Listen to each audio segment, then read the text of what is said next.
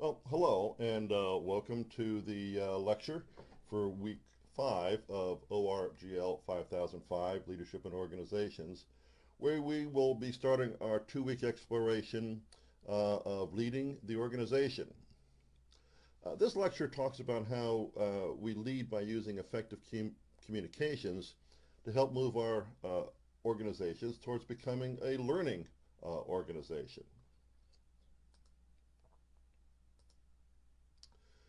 This week we're going to take a look at communication processes. This lecture is adapted from content developed by Dr. Marie Westbrook and was delivered at a corporate university within the federal government. Let's start with the concept of feedback. Business writer Marshall Goldsmith identified these realities about feedback. I think we can all see the truth in them. The problem, as Goldbrook and Westbrook see it, is with the typical organizational climate that seldom encourages feedback in a positive or constructive way. So what can be done?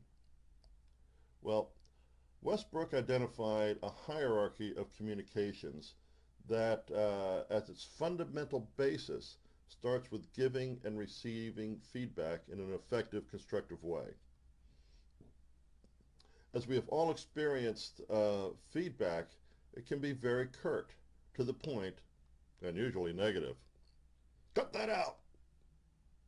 This approach may produce results, particularly in an emergency situation, but for long-term growth, there probably are better ways of delivering and receiving day-to-day feedback. As we discussed in the 360 lecture, feedback is really intended to be developmental and hopefully positive. Usually, the simple practice of referring to the situation, describing the behavior, and explaining the impact is enough to take the worst sting out of feedback. Last week you came in late 3 times. When that happens, the work gets backed up and others have to fill in for you. And then we can't make our deliveries on time. If we move from the simple one-way feedback, however well it might be done, to a 2-way conversation, well, the reason I was late last week is then whatever that was all about. Eventually we can get to the point, at least within our work group and our colleagues, is that this pattern of non-confrontational, change-oriented feedback can lead to conversations and ongoing dialogues that eventually become a routine and even a normal part of our business. Think in terms of moving on versus win-lose. Well, when that happens, you get an expanding climate of information sharing rather than information hoarding, which is all about personal power and leads straight back to the inherently adversarial and even toxic win-lose environment.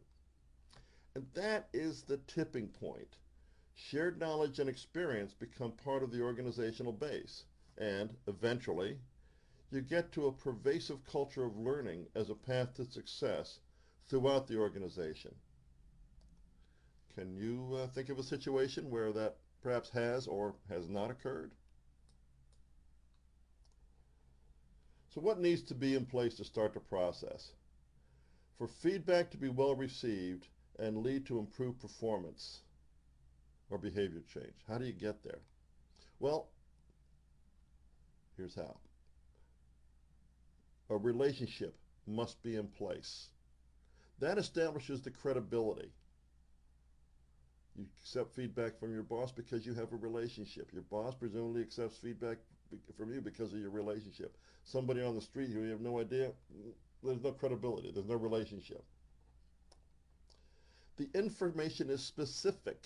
We were talking about last Thursday when you came in late and left early. It's about a specific incident.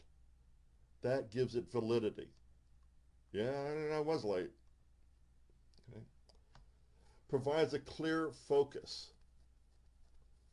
If we talk about that focus, its focus is not about the individual you're talking to.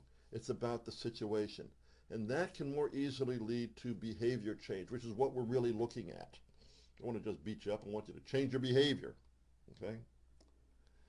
And it also provides an opportunity to share information, to engage in dialogue. So we can see where we go from here. Well, that's it for this lecture. Please see the next slide for some final notes. Oops. There we go. Just a reminder, don't forget those deadlines on Wednesday and Sunday. Work hard, learn a lot. See you soon.